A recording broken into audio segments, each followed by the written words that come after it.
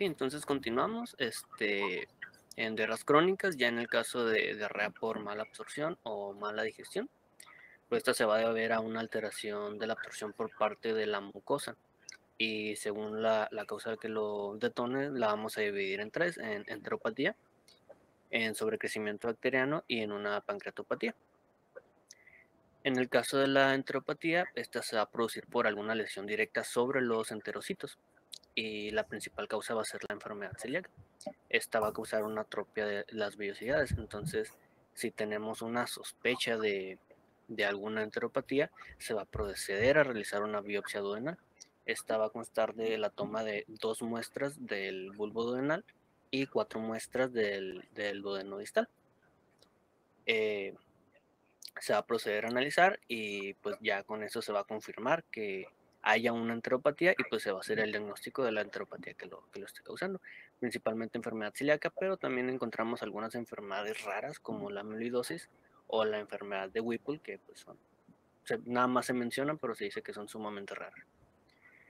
Para la enfermedad celíaca tenemos aquí esta tablita que es una regla 4 de 5 para hacer el diagnóstico. En estos 5 puntos encontramos primero que se encuentra con una sintomatología típica como la diarrea o el retraso del crecimiento, positividad de anticuerpos compatibles con la enfermedad celíaca. Perdón, déjame pongo en silencio el teléfono. Luego tenemos positividad de los genotipos que son de enfermedad celíaca, que es el HLA-DQ2 y el DQ8. Y por una enteropatía en la biopsia intestinal, y por último que hay una respuesta clínica y serológica a una dieta restrictiva de gluten. Y pues en caso que la biopsia sea normal, pues no va a ser una enteropatía muy poco probable. Ahora pasando al sobrecrecimiento bacteriano, pues se va a producir principalmente cuando hay factores que causen un trastorno motor en el intestino. Aquí podemos encontrar algunas enfermedades como Crohn, la enteropatía por radiación, o la neuropatía diabética. Y también encontramos factores que puedan afectar la producción gástrica, como los inhibidores de bomba de protones, que estos pueden causar un aumento en el pH, lo que puede propiciar que ciertas bacterias pues no van a ser eliminadas y puedan colonizar el colon y barrer la microbiota normal. El sobrecrecimiento bacteriano más que nada en el intestino delgado, no en el colon. Es donde normalmente conforme avanza más distalmente, más millones de bacterias hay. En el intestino delgado en teoría hay una cuenta más o menos baja. Tú dices, cuando hay alguna de estas cosas,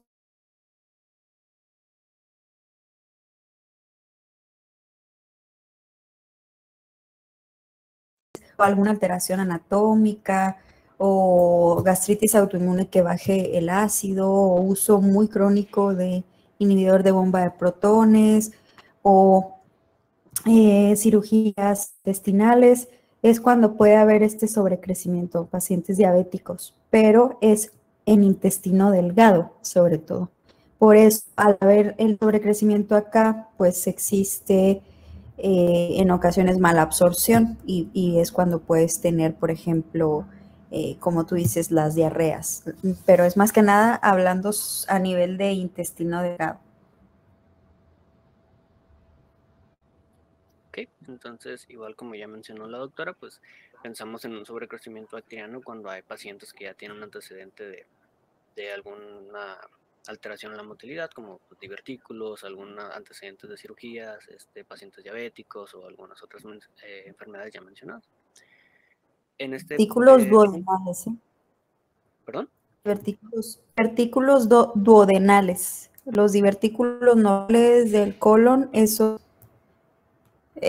ahí no se incluye el sobrecrecimiento bacteriano, pero en los divertículos en el duodeno, que es otra parte del frente donde se forman divertículos. Ok.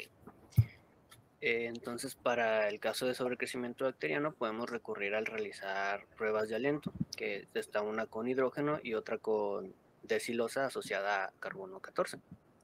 En el caso de la prueba de aliento de hidrógeno, se va a hacer una medición basal de los niveles de hidrógeno exhalados, y posteriormente se va a administrar 50 gramos de glucosa, y a las 2 horas se va a medir el hidrógeno exhalado, y si hay un aumento en 20 partes por millón de este, pues va a ser una prueba positiva para un sobrecrecimiento bacteriano, aunque en esta prueba puede haber un falso negativo en el caso de que tengamos una microbiota que no sea productora de hidrógeno. Y la prueba de aliento de desilosa, pues se va a administrar igual por vía oral 1 gramo de carbono 14 asociado a desilosa, y igual se va a hacer una medición de aliento, y pues si se detecta el carbono 14 es positivo para un sobrecrecimiento bacteriano. Y por último también tenemos la prueba terapéutica con antibióticos, aunque esta se recomienda únicamente cuando las demás pruebas no están disponibles y hay una sospecha muy alta de que se trata de un sobrecrecimiento bacteriano, o en caso de que la prueba de hidrógeno resultó negativa, se sospecha que es un falso negativo, y pues se sospecha también que la posibilidad de un sobrecrecimiento bacteriano sea muy alta. Entre los fármacos, los antibióticos que se mencionaban que eran útiles aquí, era la rifaximina, la amoxicilina con clavulanato, la norfloxacina o la ciprofloxacina.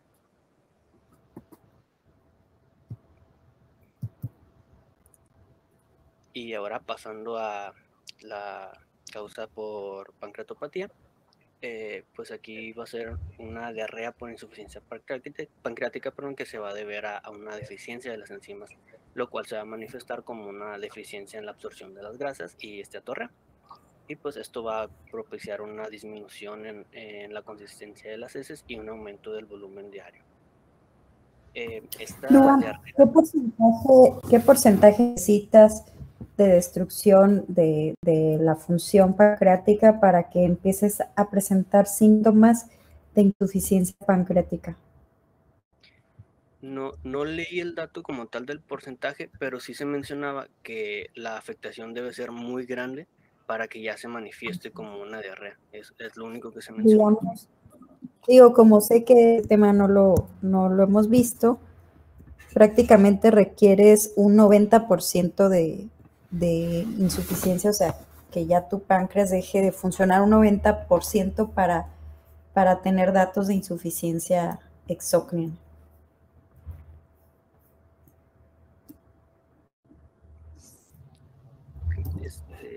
Ahora sí, las características de estas evacuaciones pues van a ser poco voluminosas, no van a ser acuosas o casi nunca van a ser acuosas, y pues van a ser aceptosas y van a disminuir con el ayuno. Y también puede haber una pérdida no muy significativa de peso, a menos que se trate de un cáncer de páncreas, en el cual pues sí puede haber una pérdida pues mayor. Y las principales causas de esta insuficiencia pancreática endocrina son la pancreatitis crónica, la fibrosis quística y en tercer lugar el cáncer. Ahora, pues si se sospecha de que esta sea la causa, se van a realizar mediciones de amilasa y olipasa séricos y de la elastasa pancreática fecal. En el caso de la amilasa y lipasa, normalmente estas no se consideran como muy específicas o certeras para el diagnóstico de alguna enfermedad pancreática, pero como se mencionó que la afectación debe ser muy grande al páncreas, entonces estos niveles van a estar muy bajos. Entonces, si hay niveles bajos, ya esta prueba se dice que su especificidad y sensibilidad aumenta hasta el 90%. Y en el En caso, realidad, la amilasa y la lipasa no se utilizan tanto para el contexto de una pancreatitis crónica. Más bien se utilizan las elevaciones más de 3 veces cuando tenemos una pancreatitis aguda, más que nada, ¿verdad? Entonces ahí que en la amilasa no creo que les va a servir. En otras palabras, hay pacientes que tienen pancreatitis crónica y tienen los niveles normales. Hay muchos pacientes, no bajos ni nada, niveles normales. Entonces esos realmente no nos sirven mucho para el diagnóstico. El de la elastasa fecal, ese sí, pues nos ayuda, es más o menos sensible a lo que es la insuficiencia pancreática exógena, ¿ok? okay, lo que se menciona igual es que la prueba de elastasa pues es más usada y es la más recomendada, y en esto se buscan niveles inferiores a 200 microgramos por gramo de muestra. Si se encuentran los valores entre 100 y 200 es una enfermedad moderada, y abajo de 100 pues ya encontramos una enfermedad un poco más grave. En caso de que ambas pruebas estén alteradas, pues la pancreatopatía primaria es muy, muy probable y se procede a realizar estudios etiológicos para ver qué es lo que está causándola. En el caso de que no estén ambas alteradas, nos vamos a enfocar en la elastasa fecal, perdón. Tanto si se encuentra alterada como si no se encuentra alterada, se realizan pruebas de imágenes para ver el estado del páncreas. Si tenemos la elastasa fecal alterada y las pruebas de imagen también nos muestran alguna alteración pancreática, pues el diagnóstico es muy probable y igual se va a proceder a buscar qué es lo que está causando esta enfermedad. En caso de que la elastasa fecal no esté alterada, pero en la prueba de imagen nos dé como resultado alguna alteración pancreática, se puede realizar una prueba terapéutica de 3 a 4 semanas con enzimas pancreáticas y si este es efectivo, pues se va a realizar el diagnóstico de insuficiencia pancreática exógena primaria.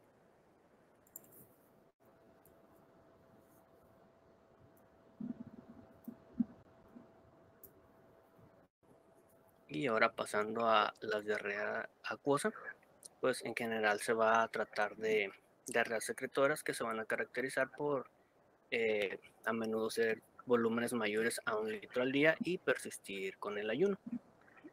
En algunos casos se puede deber al abuso de laxantes y pues debemos sospechar de eso en pacientes bulímicos o pacientes que aparenten buscar algún beneficio secundario como, pues, no sé, cobrar algún seguro o manipulación de alguien o algo por el estilo, o pacientes con síndrome de Munchausen o derivados en los que pues el cuidador enferma al paciente o el mismo paciente se enferma él solo para suponer un reto o estar ahí en la atención. También en casos de este tipo de diarreas podemos pensar en la presencia de hormonas y sustancias producidas por tumores neuroendocrinos como el péptido intestinal vasoactivo, el glucagón o la gastrina y se deben medir sus valores séricos.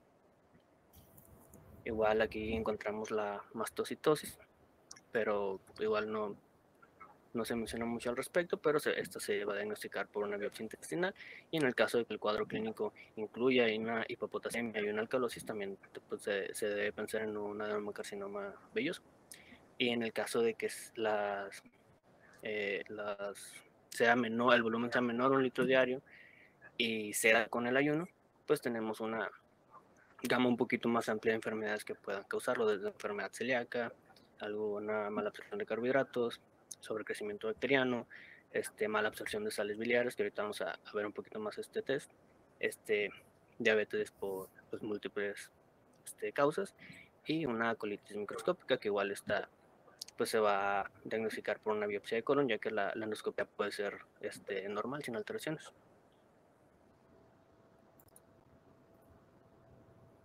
Ahora en cuanto a la etiología infecciosa, pues el libro nos hace énfasis en unas cuantas bacterias y parásitos que podrían llegar a causar una diarrea crónica. Y pues encontramos en las bacterias esta pequeña lista de la izquierda y en los parásitos la de la derecha, y se hace énfasis en 5 bacterias principalmente. En las aeromonas, pues estas van a ser unas anaerobias facultativas y su virulencia se va a causar por la presencia de 3 toxinas que van a causar alteraciones. Y pues este cuadro normalmente no va a durar más de una semana, pero pues en algunos casos, como un paciente inmunocomprometido o no, mala suerte supongo, puede llegar a causar una diarrea crónica. El contagio se va a dar por medio de agua contaminada y esta se va a caracterizar por presentarse principalmente en meses calurosos y la diarrea va a ser acuosa, va a haber sangre ocasional, va a haber vómito y va a haber fiebre leve. Y el diagnóstico se va a realizar por medio de un cultivo de heces. En el caso de Plasmodium shigelloides, esta se va a tratar igual de un anaerobio facultativo y se desconoce el mecanismo por el cual causa la diarrea. Igualmente se va a adquirir por medio de la ingesta de agua contaminada y esta va a causar un cuadro con colitis, diarrea sanguinolenta, dolor abdominal, vómito y fiebre, y el diagnóstico igual va a ser por un cultivo de heces. En el caso de Yersinia, pues esto va a ser un cocobacilo gram negativo y su patogenia se va a deber a la adherencia al epitelio y pues, subsecuentemente una invasión que va a producir una enterotoxina que va a afectar principalmente al hilo intestinal. Esta se va a adquirir por medio de agua contaminada y de algunos animales como los cerdos en las granjas. Y pues esta va a causar un cuadro un poquito más, pues, más amplio, que consta de diarrea y dolor abdominal, y en niños puede haber adenitis mesentérica, náuseas, vómito, úlceras aftosas en boca. Creo que mencionó pues la doctora que se podía confundir con una apendicitis. Y en el caso de adultos, igual una diarrea aguda, síntomas articulares, exantema, eritema nodoso o multiforme. Igual el diagnóstico sería por cultivo de esas. Y ahora en el caso de salmonella, pues este va a ser un bacilo gram negativo, cuya su índice de infección va a ser el 50% con solo 10 organismos ingeridos. Y esta se va a asociar al uso de antibióticos, alimentos contaminados o igual agua contaminada. Y se va a caracterizar por náuseas, vómito, diarrea leve o disentería grave, dependiendo pues de qué tanto afecta al paciente. Y el diagnóstico igual va a ser por cultivo de heces. En el caso de Clostridium difficile, pues este tiene su propio capítulo en el libro, igual se va a ver en una clase por separado, pues se considera el agente nosocomial más frecuente y se va a asociar al tratamiento con antibióticos de amplio espectro o quimioterapia o al mismo ambiente hospitalario. Sus características van a ser una diarrea acuosa, que puede ser sanguinolenta, con dolor abdominal y fiebre. Y pues posteriormente puede causar una colitis pseudomembranosa por su mecanismo de acción es por medio de unas toxinas, la toxina A y la toxina B, que causan esta patología. Causan una afección a la mucosa que causa unas placas blanquecinas que se denomina colitis pseudomembranosa, que dependiendo del paciente puede llegar a ser mortal o simplemente o más leve. Y su diagnóstico va a ser por medio de la detección de la toxina B en heces o por un análisis donde se encuentran las toxinas A y B. Y en el caso de Mycobacterium tuberculosis, pues la infección se va a deber a una diseminación hematógena por una infección pulmonar o puede ser debido a la deglución del esputo infectado, ingesta de leche o comida contaminada o a la misma diseminación contigua de otros órganos. El cuadro pues ya es mucho más amplio, consta de dolor abdominal, pérdida de peso, que puede llegar a ser bastante significativa, fiebre, cambios en el hábito intestinal, malestar, diarrea nocturna, anorexia, náuseas, vómito, melena o sangrado rectal. Igual de esto nos tocó ver un caso en clínica en el que pues la paciente ya había perdido una cantidad significativa, creo que más de 15 kilos de peso, y en la endoscopía pues se encontraban algunas lesiones ulcerosas en colon, que era compatible con Crohn otra vez. Y al hacer la tinción resultó negativa, pero por medio de PCR se confirmó que era tuberculosis intestinal. Entonces el diagnóstico se puede hacer por medio de histología, que es la tinción, o por medio de PCR de la muestra, por frotis o por cultivo.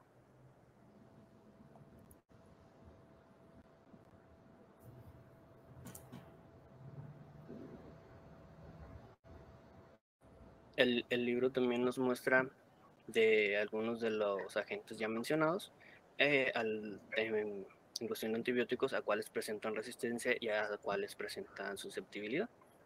En caso de susceptibilidad, en general son susceptibles a cefalosporinas de tercera generación, a fluoroquinolonas también, y me parece que al clonarfenicol, que se repite en aeromonas y en plesiomona. En el caso de Clostridium difficile, se trata únicamente ya sea con vancomicina o metronidazol, y pues en el caso de tuberculosis, pues tenemos el mismo triple esquema de erradicación. Ahora pasando a los parásitos, iniciando con el Cryptosporidium. Pues va a ser una causa de enfermedad de epidemias en Estados Unidos y también es resistente al cloro, por lo que es un poquito más complicado de controlar y se va a deber a la ingesta de agua contaminada. Causa una diarrea prolongada que puede durar varios meses y tiene un cuadro de fatiga, flatulencias, dolor abdominal sin fiebre.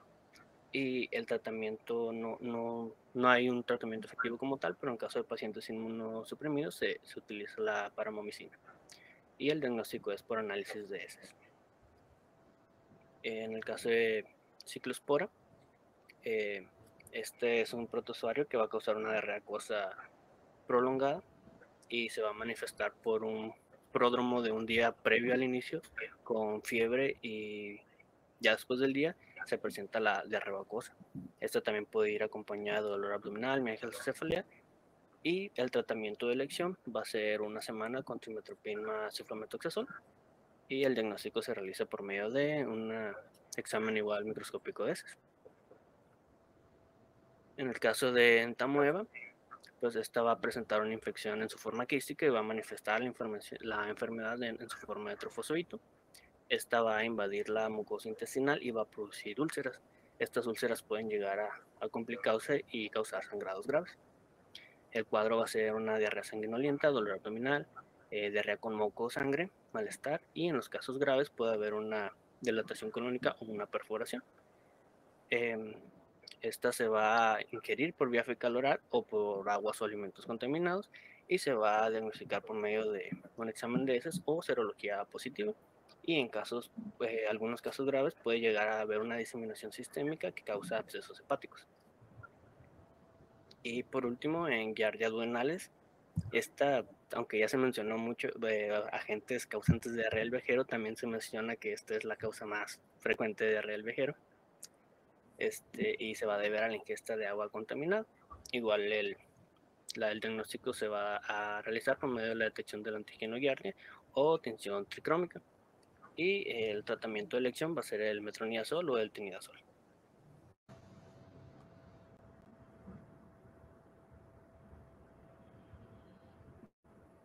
Ahora tenemos pues algunas pruebas diagnósticas que se pueden utilizar para establecer qué es lo que está pasando. En el caso de las pruebas de absorción, pues estas se van a utilizar para diferenciar problemas de la mucosa intestinal de defectos pancreáticos que puedan causar mala absorción. En esta primero tenemos la prueba de silosa, que esta se absorbe normalmente en el intestino delgado proximal. Entonces se va a administrar una dosis oral de 25 gramos en ayuno y se va a esperar que la excreción en orina sea mayor a 5 gramos en 5 horas. Si la cifra es menor, pues se va a sugerir que hay una mala absorción de causa intestinal. En el caso de la prueba de Schilling, esta va a constar en la administración de una dosis oral de vitamina B radioactiva, seguido de una administración de una dosis más elevada intramuscular de vitamina B dosis no radioactiva. Entonces esta vitamina B dosis no radioactiva va a reducir la captación hepática de la dosis radioactiva. Entonces se va a esperar una eliminación urinaria inferior a 5% en el caso de que haya algún problema de absorción de esta. Si se detecta que hay un problema, se va a volver a repetir la prueba, pero ahora se va a aplicar una dosis de factor intrínseco. Entonces, si la prueba se normaliza, pues se va a atribuir a una mala absorción secundaria a un defecto de factor intrínseco. Y en el caso de la mala absorción de sales biliares, pues se va a administrar una dosis bioral de este marcador, que es ácido selenio 75, ácido taurocólico marcado, un poquito largo. Y en condiciones normales, este va a ser retenido por la circulación enterohepática. Entonces, este se mide en 3 lapsos de 24, 72 y 7 días, que va a ir reteniendo en un 80%, 50 y 19% respectivamente. En caso de que haya un problema en la captación de sales biliares, pues la retención de este marcador va a ser inferior al 5%. En el caso de sobrecrecimiento bacteriano, pues ya vimos las pruebas de aliento con hidrógeno y con carbono 14, pero se dice que la prueba de oro es el cultivo de aspirado del líquido intraluminal. Este se va a centrifugar y posteriormente se va a diluir en suelo fisiológico en concentraciones de 1 a 100 y de 1 a 1000 y se van a hacer cultivos tanto en medio aerobio como en anaerobio. Entonces, si el cultivo da positivo a más de 10 a las 6 organismos por mililitro, pues vamos a tener el diagnóstico de sobrecrecimiento bacteriano. En el caso de los betacarotenos, pues estos se menciona que tienen una digestión y absorción muy similar a las grasas.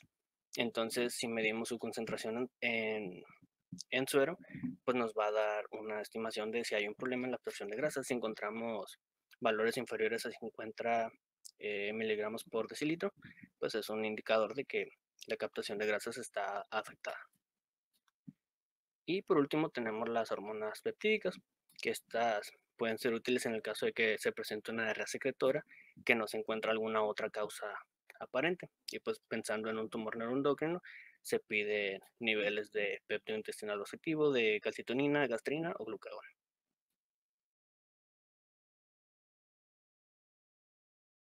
En cuanto al tratamiento, pues este va a ser muy variado, perdón, y pues va a tratar de ayudar con la enfermedad subyacente, y vamos a tratar también de mejorar las carencias nutricionales que pueda estar, este, que pueda presentar el paciente.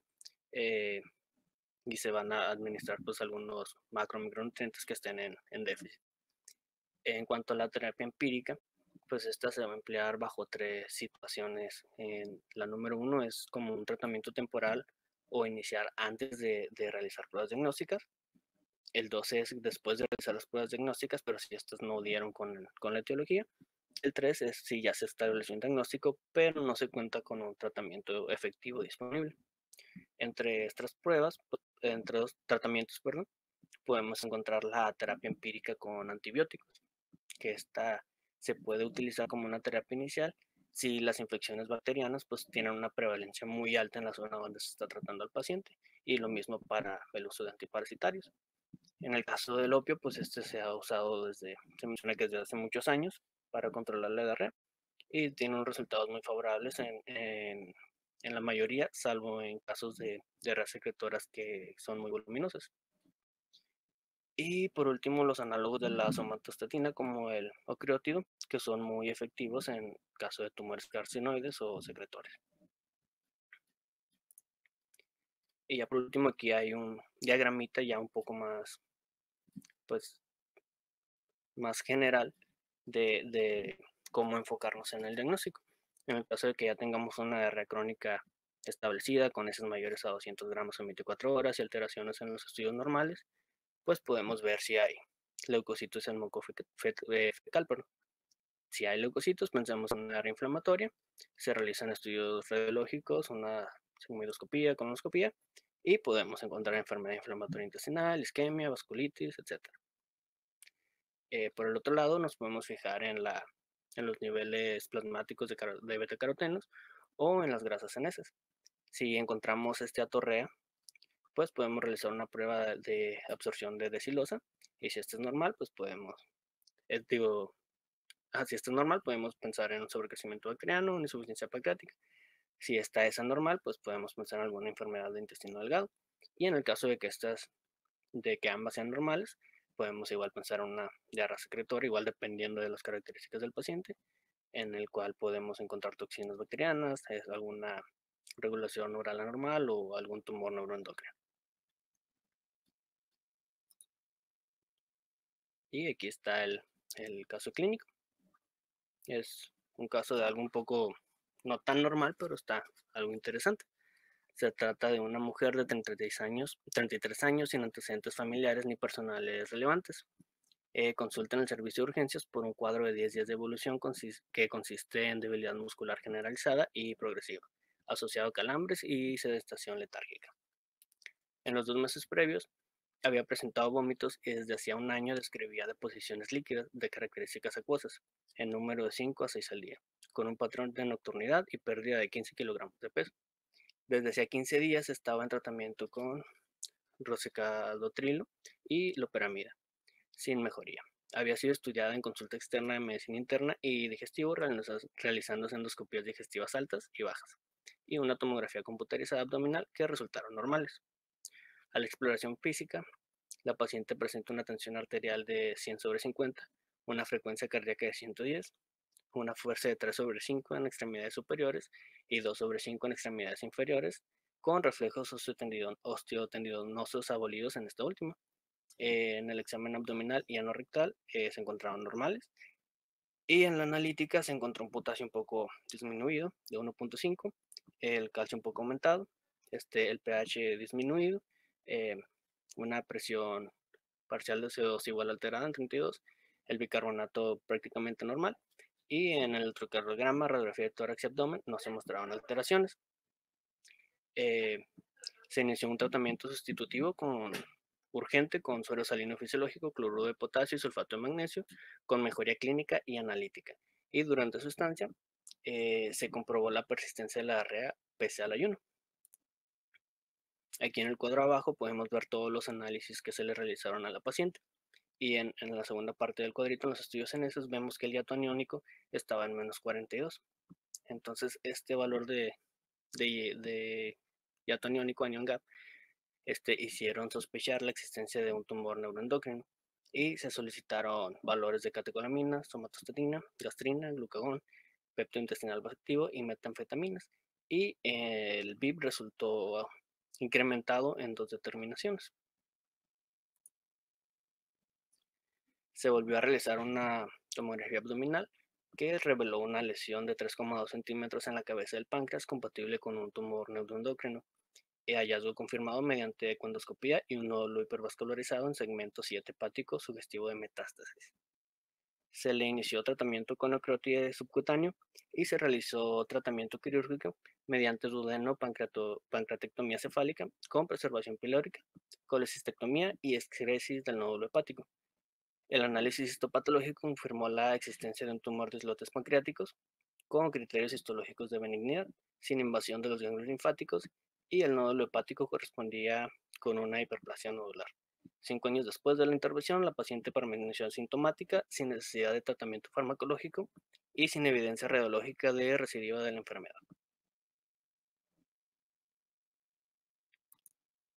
Y pues las bibliografías.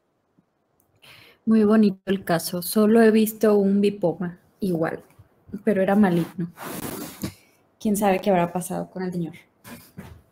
Pero sí es un caso muy, muy interesante y si se fijan, esta es una de las diarreas que son exageradamente abundantes. Vean cómo pues estaba hipocalémica, hipoclorémica, con acidosis y todo por toda la cantidad de electrolitos que pierde, ¿no?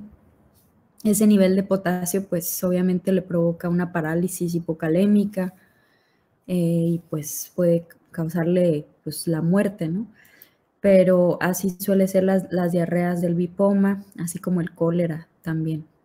Son diarreas de tipo coléricas. Ok, ¿alguien tiene alguna pregunta?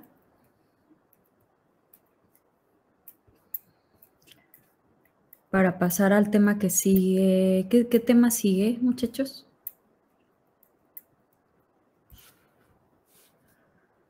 Déjenme revisar.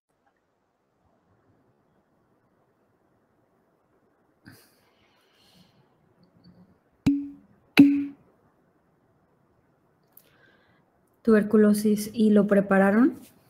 Tuberculosis intestinal y diarrea por Clostridium.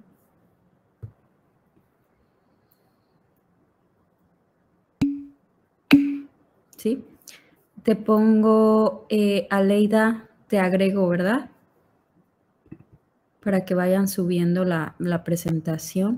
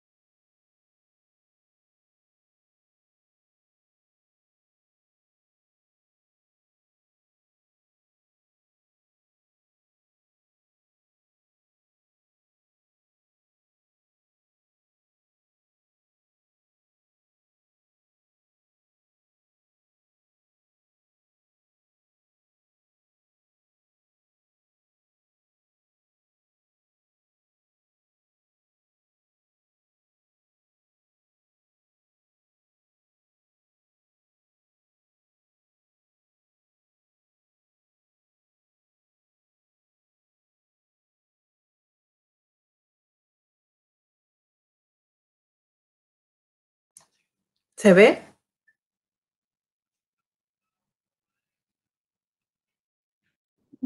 Sí. Doctora, ¿empezamos?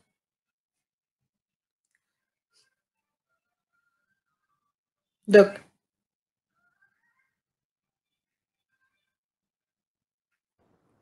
Sí, por favor. Ok, buenas noches. Pues vamos a presentar el tema de tuberculosis intestinal y diarrea por Clostridium difficile. El equipo está conformado por Ashley Ángel y pues yo, Aleida Samantha. Y pues primeramente, entrando a la tuberculosis intestinal, primero tenemos lo que es pues, la tuberculosis. Es una enfermedad infectocontagiosa granulomatosa crónica que es prevenible y curable. Y pues la principal forma anatomoclínica en frecuencia, como ya sabemos, pues va a ser la pulmonar.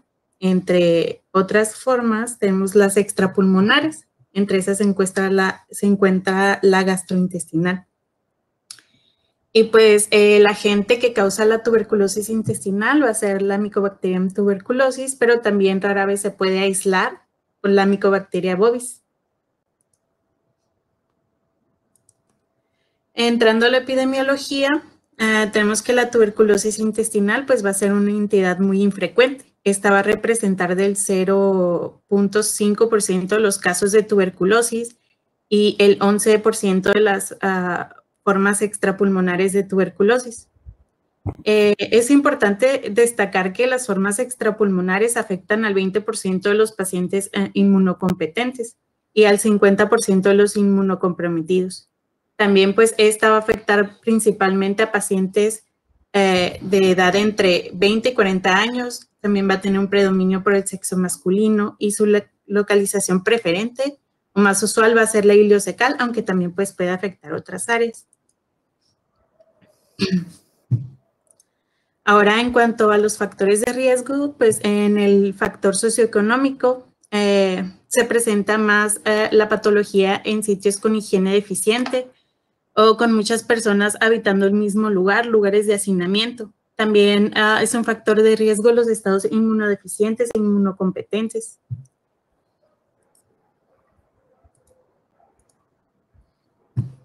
Ahora en la patogenia, pues tenemos que la bibliografía decía que se creía que la enfermedad gastrointestinal iniciaba cuando el microorganismo resistía pues la lisis en el estómago.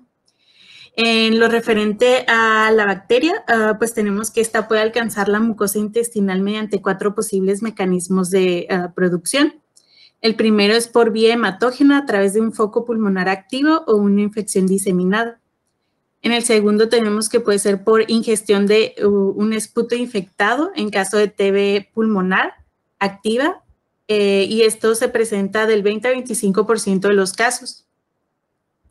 El tercero puede ser por ingestión de leche contaminada por Mycobacterium bovis. Este es muy infrecuente y se presenta más en países no desarrollados. En los desarrollados no se presenta tanto porque pues hay más medidas de higiene en la leche y en los alimentos, ya sea por pasteurización, etcétera, ¿no? Y la cuarta forma sería por transmisión por contacto directos a órganos adyacentes, pero esta también es muy infrecuente. Ahora, pues las lesiones se van a presentar en áreas de alta densidad linfoidea y éstasis, como pueden ser el intestino delgado distal o el colon proximal. Cabe destacar, como ya se mencionó, que la región iliocecal y la ilioterminal son las áreas que se van a ver afectadas más comúnmente. Y pues la morfología morfológicamente y dependiendo de la respuesta inmune del huésped, las lesiones por tuberculosis pueden ser estas 4 que se presentan, que están aquí. La primera son de forma ulcerada, se presenta el 60% de los casos, usualmente pueden ser como circunferencias y ya cuando sanan pueden formar anillos fibrosos estenóticos. Después tenemos la forma hipertrófica que consiste en un engrosamiento fibroso y cicatricial de la pared intestinal.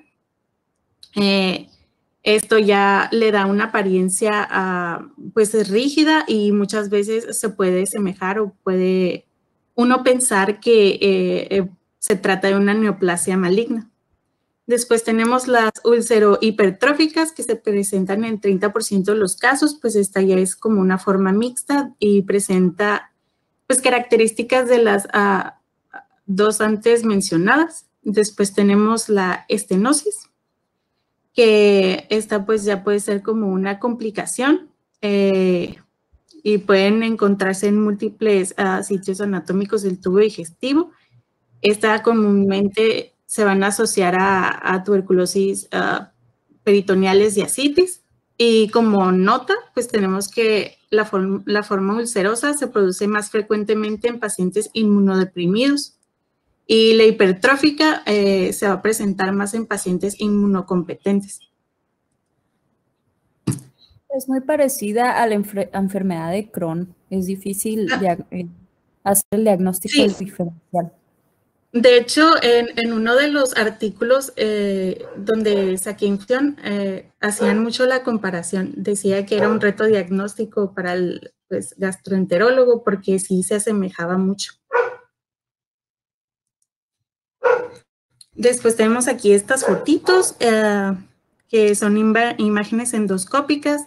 En la imagen con la letra A tenemos pues unas lesiones de forma ulcerosa de una tuberculosis iliocecal. Se mostraba ulceraciones múltiples en la válvula iliocecal, el ciego y el colon ascendente con nodularidades en área inmediata y algunos puentes mucosos.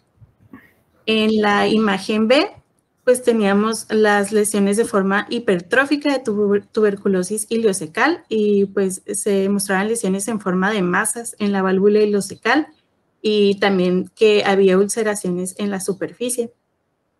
En la imagen C tenemos pues tuberculosis iliocecal y se muestra un ciego contraído, la válvula iliocecal estrecha y deformada, ulceraciones múltiples en la válvula iliocecal, ciego y colon ascendente. En la imagen D tenemos úlceras superficiales en el ilion terminal. En la imagen E tenemos una válvula iliocecal abierta con múltiples úlceras en la válvula iliocecal, ciego y colon ascendente. En la imagen F, pues ya se nos muestra una estenosis ileal terminal con múltiples úlceras en la válvula iliocecal y un ciego contraído. Ahora entrando a las manifestaciones clínicas, pues mencionaba la bibliografía que estas son muy inespecíficas. También mencionaba que la tuberculosis es considerada clásicamente como la gran simuladora, por pues que su sintomatología varía mucho y su forma de presentación es muy inespecífica. Y, lo que mencionábamos hace rato, que dificulta esto mucho el diagnóstico y pues hay muchos diagnósticos diferenciales. La molestia más común en esta patología pues va a ser el dolor abdominal crónico. Este va a ser referido en el 80 o 90% de los casos.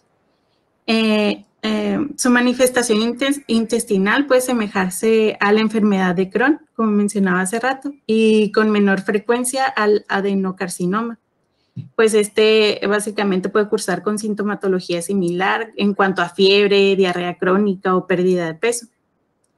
Y pues la pérdida de peso va a ocurrir en 2/3 partes de los casos y la diarrea en el 20% de los casos y la fiebre en el 35 y 50% de los casos.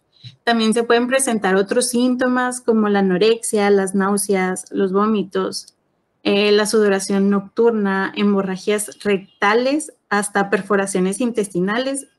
Y estas van a requerir intervención quirúrgica urgente porque pues, puede haber un riesgo a peritonitis.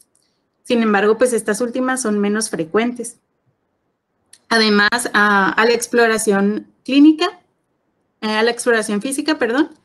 2/3 de los pacientes van a presentar una masa abdominal localizada en el flanco inferior derecho.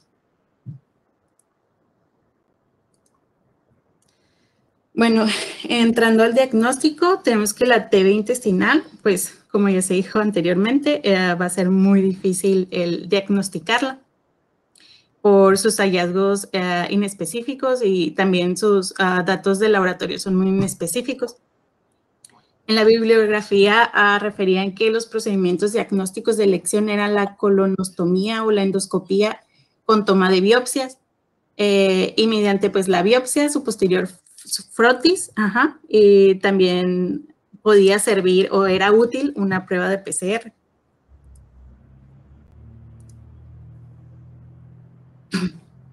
Bueno, los hallazgos de laboratorio que podemos encontrar pueden ser, pues también no tan específicos. Frecuentemente se encuentran leucocitos normales, excepto si existe alguna complicación que los eleve, como una perforación. Además, también es muy frecuente que el paciente presente anemia. También la velocidad de sedimentación globular se va a presentar elevada en el 90% de los pacientes. Además, la prueba de tuberculina se va a presentar positiva en el 70 al 86% de los pacientes, pero se mencionaba en la bibliografía que se hallaba limitado a los pacientes inmunocompetentes, ya que esta indicaba la exposición previa del bacilo o si era reciente o, pues que la tenía ahorita, no en sí era tan específica, solo que lo había tenido. También está el estudio por PCR, que puede dar un diagnóstico rápido de tuberculosis gastrointestinal. Si se adjuntan pues los estudios de imagen y todo eso, puede llegar a tener una sensibilidad de entre 64 y 86% y una especificidad del 100%.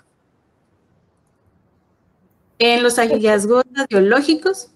La PCR, generalmente el diagnóstico lo hacemos con biopsia y a la biopsia le puedes hacer el PCR para detectar la tuberculosis. La BCG obviamente puede salir positiva en una gran cantidad de pacientes, al igual que otra que se llama QuantiFERON Gold, que pues no quiere decir que el paciente tenga como tal la infección activa, sino que tuvo contacto, que tiene tuberculosis latente, que es otra cosa, ¿no? Pero ya el PCR de la biopsia directamente, si sale positivo, pues sí tiene una sensibilidad más o menos alta y una especificidad muy alta. Entonces, generalmente es lo que usamos. También la pura biopsia, la valoración por la biopsia con hematoxilina o con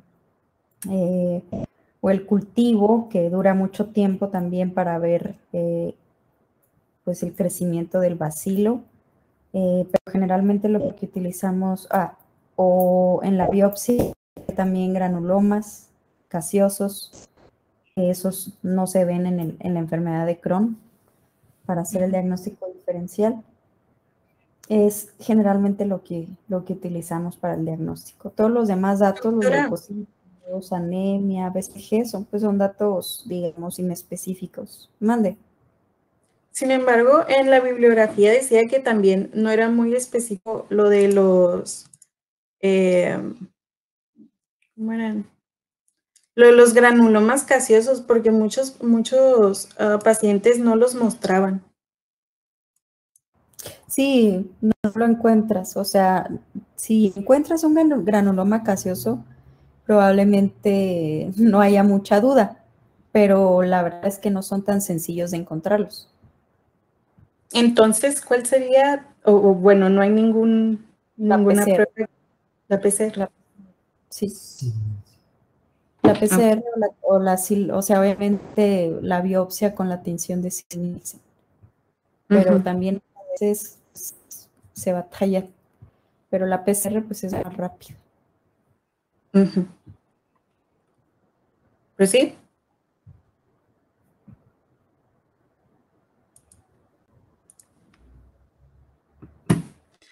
Bueno, en cuanto a los hallazgos radiológicos, decía que pues estos nos ayudaban, pero igual no eran específicos. La radiografía de tórax nos puede mostrar una enfermedad activa en la quinta parte de los casos y puede servir para apoyo para el diagnóstico. Pero una radiografía normal pues no excluía la presencia de la enfermedad. La radiografía nos puede detectar algunos signos radiológicos a consecuencia a complicaciones como son la fibrosis, estenosis o retracción intestinal. Por ejemplo, ahí en la imagen, esa la tomé de un artículo, Es una imagen de rayos X simple, de abdomen. La que tiene la letra A está en decúbito supino y la que tiene la letra B está de pie. Y pues muestran asas de intestino delgado dilatadas con niveles hidroaéreos en pacientes que presentan obstrucción intestinal subaguda secundaria a estenosis ileocecal tuberculosa.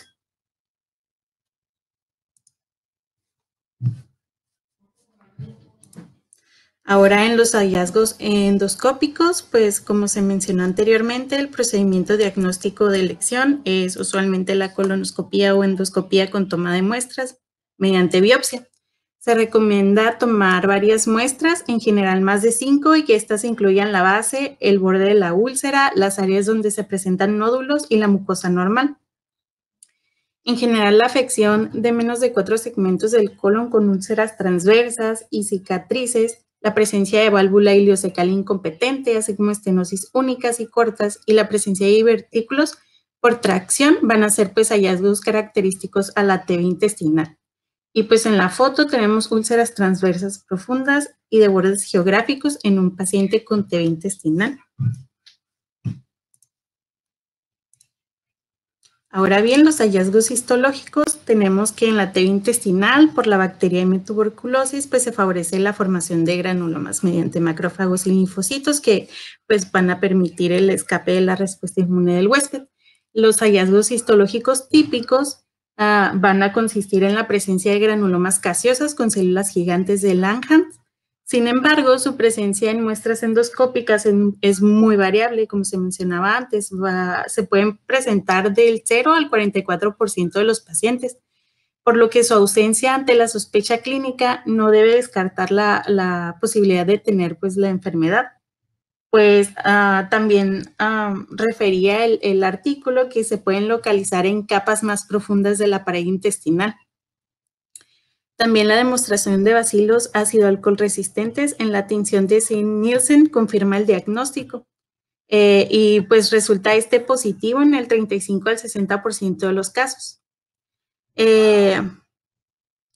Como nota, tenía que pues, la presencia de los granulomas necrotizantes ha sido tradicionalmente pues, el gold standard para el diagnóstico y confirmación de la TV intestinal.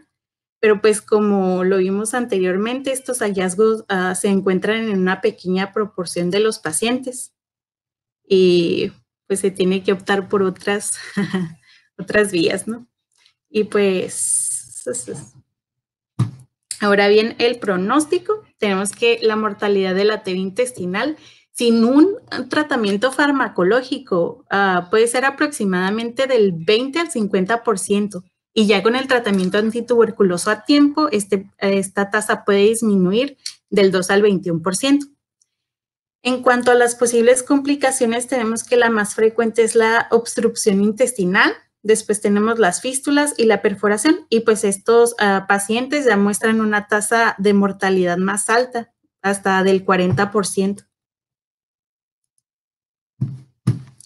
En cuanto al tratamiento, pues tenemos que el régimen de tratamiento indicado va a ser el tetraconjugado, igual que se utiliza para la TB pulmonar.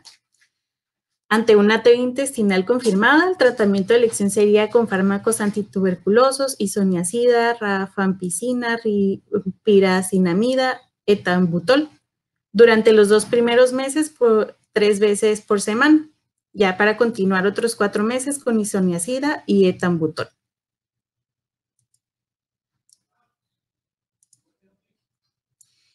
Recientemente ha sido publicado un nuevo algoritmo de decisión en los casos de duda diagnóstica diferencial entre la TB intestinal y otras enfermedades inflamatorias, como pueden ser la enfermedad de Crohn. Esto fue propuesto por estos señores que están aquí y nos indica, nos dice que debemos iniciar el tratamiento de entrada con tuberculostáticos en casos de duda y reevaluar la respuesta clínica a las 2, 3 y 6 meses de tratamiento. En aquellos pacientes que no presenten mejora clínica o incluso empeoren, se debe realizar una nueva colonoscopía con toma de biopsias para descartar otros diagnósticos como es la enfermedad de Crohn. Y pues finalmente el tratamiento quirúrgico va a quedar reservado a los pacientes con TEA intestinal complicado, como son los que presentan abscesos, fístulas, oclusión o perforación intestinal.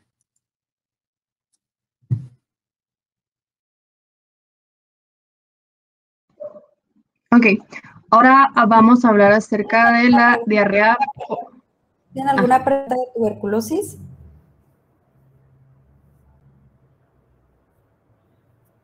Generalmente esto que dice aquí de la propuesta de los tuberculostáticos, casi nunca lo realizamos ahora más bien nunca lo he realizado yo ahora que tenemos el PCR. Nos confiamos mucho más en el PCR o incluso el cuantiferón Gold y pues varios datos clínicos como para iniciar el tratamiento la tuberculosis. Si está positivo es pues ya tienes el diagnóstico, y si te sale negativo es poco probable que vaya a ser tuberculosis. La importancia radica en que la enfermedad de Crohn, el tratamiento pues es al principio para un Crohn grave, pues esteroides con inmunomoduladores y pues también biológicos, ¿no? Son dos tratamientos que pueden provocar al disminuir un poco las defensas, pues que la enfermedad de la tuberculosis se reactive y pues se intensifique en caso de que no sea. ¿Me explico? Entonces, por eso es bien importante como que tratar de llegar al diagnóstico de la mejor manera, porque los tratamientos, pues, si tú pensando que es Crohn le das esteroides, pues el paciente se va a morir. La tuberculosis va a avanzar muchísimo, mucho más fácil y es muy probable que empeore. Por eso generalmente utilizamos mucho lo del PCR, ¿no? Utilizamos varios métodos, pero casi siempre nos confiamos en el PCR. Muy bien, si quieren continuar.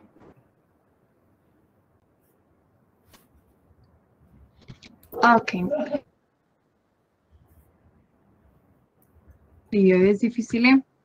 Esta es un bacilo gram positivo. Es una bacteria anaerobia estricta que es capaz de formar esporas que le permiten su supervivencia en agua, suelos y sobre todo en ambientes hospitalarios. Es una diarrea nosocomial. Y aquí puede permanecer en los sitios donde les mencioné hasta años. Este es el principal patógeno responsable de la diarrea adquirida en pacientes hospitalizados. La vía de transmisión entre los humanos es la vía fecal oral y es productor de toxinas y formador de esporas. Los no es la que va a causar el cuadro clínico, sino dependiendo las toxinas que produzca la cepa con la que se hayan infectado. En la epidemiología tenemos que es la causa más frecuente de diarrea nosocomial y da lugar a una morbilidad significativa en pacientes hospitalizados. Entre más tiempo se encuentren hospitalizados, mayor puede ser la colonización por esta bacteria. Es por una respuesta no específica a las toxinas de la bacteria. La cepa hipervirulenta o más hipervirulenta que se conoce hasta ahorita es la NAP1 de L027. Los síntomas habituales no son los únicos, pero son los que generalmente están: diarrea y dolor abdominal. Esta se debe sospechar en pacientes que tengan diarrea durante un tratamiento antibiótico tras 6 a 8 semanas después de este. Uno de los principales factores de riesgo es también un largo tiempo de tratamiento antibiótico. Tenemos, no todas las cepas de Clostridium difficile van a producir toxinas. Sin embargo, la mayoría liberan 2 toxinas. la A-enterotoxina y la B-citotoxina. Esta cepa que les comenté, la hipervirulenta, pues como su nombre lo dice, va a producir hasta 20 veces más cantidad de toxinas que las cepas comunes. Además, esta libera otra toxina conocida como binaria que incrementa su virulencia. Esta diarrea nosocomial usualmente va a iniciar al tercer día de hospitalización de un paciente, que por lo general se va a encontrar con una enfermedad grave de base y en la que se va a aislar patógeno. Del 10 al 30% de los pacientes que ingresan al hospital general con cultivo negativo para Clostridium difficile se infecta durante el ingreso. Entre los principales factores de riesgo, como les comenté, están los antibióticos, inclusive los mismos que se utilizan para su tratamiento, como la vancomicina y el metronidazol. Todos los agentes antimicrobianos pueden conducir a la diarrea aguda por Clostridium difficile. Sin embargo, los antibióticos que con más frecuencia la ocasionan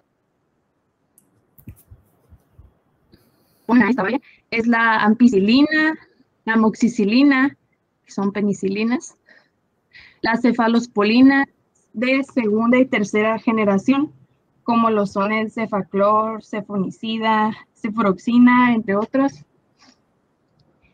Y los menos habituales van a ser los aminoglucósidos, sulfamidas, macrólidos, tetraciclinas, penicilinas y quinolonas. La administración de agentes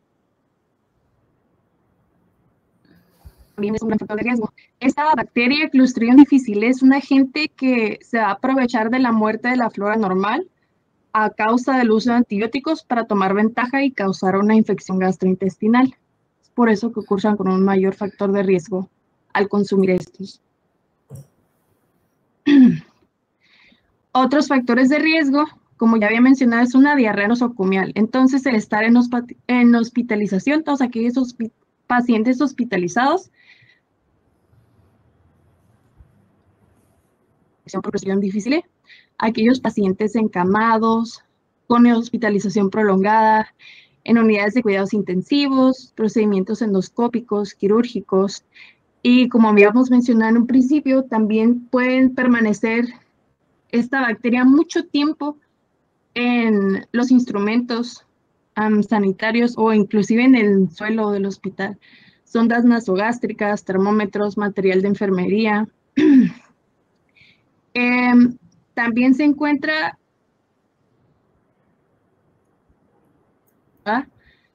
es un factor de riesgo, ya que puede tener enfermedades graves asociadas, o también la disminución de anticuerpos antitoxina Clostridium difficile. Aquellos pacientes inmunodeprimidos, como con pacientes con VIH o aquellos trasplantados de órganos sólidos.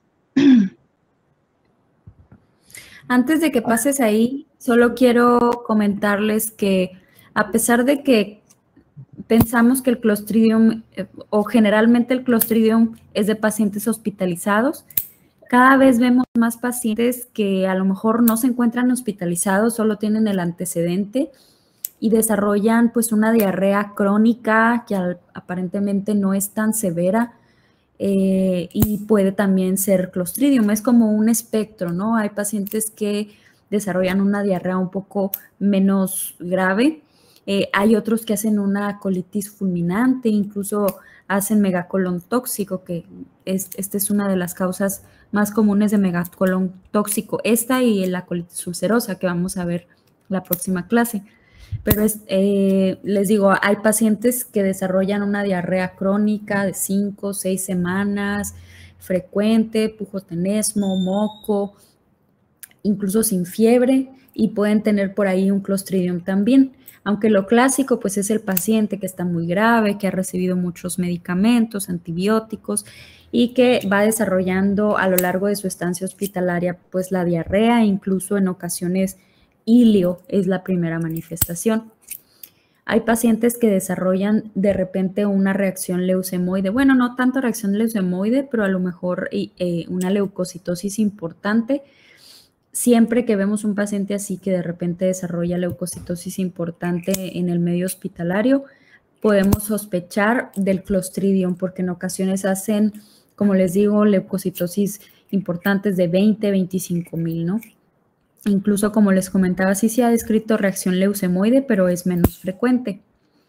¿Y qué más? Es importante que sepan que las esporas de la gente no se mueren con el alcohol. De hecho, el alcohol puede romper esas esporas y hacer más fácil la transmisión de la gente. Por eso, para el Clostridium se recomienda el lavado de manos con agua y jabón. Es la medida más eficaz para destruir el agente infeccioso.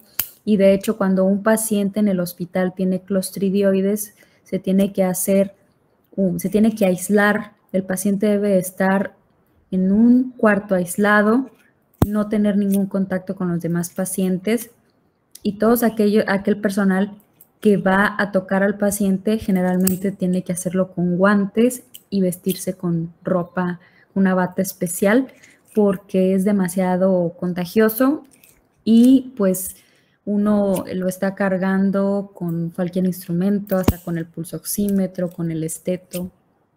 Entonces, pues realmente así es como se desarrollan las epidemias. Y cuando hay un brote hospitalario, aquí ya me ha tocado ver varias veces, se contagia un paciente, no lo aíslan y al rato el de enseguida va a estar contagiado y así sucesivamente. Muy bien, si quieren lo dejamos aquí para terminar la próxima clase, y también les encargo que preparen, hay que traer preparada enfermedad inflamatoria intestinal, ¿ok? Sí, doctora. Muy bien, pues entonces nos vemos el próximo jueves. Buenas noches.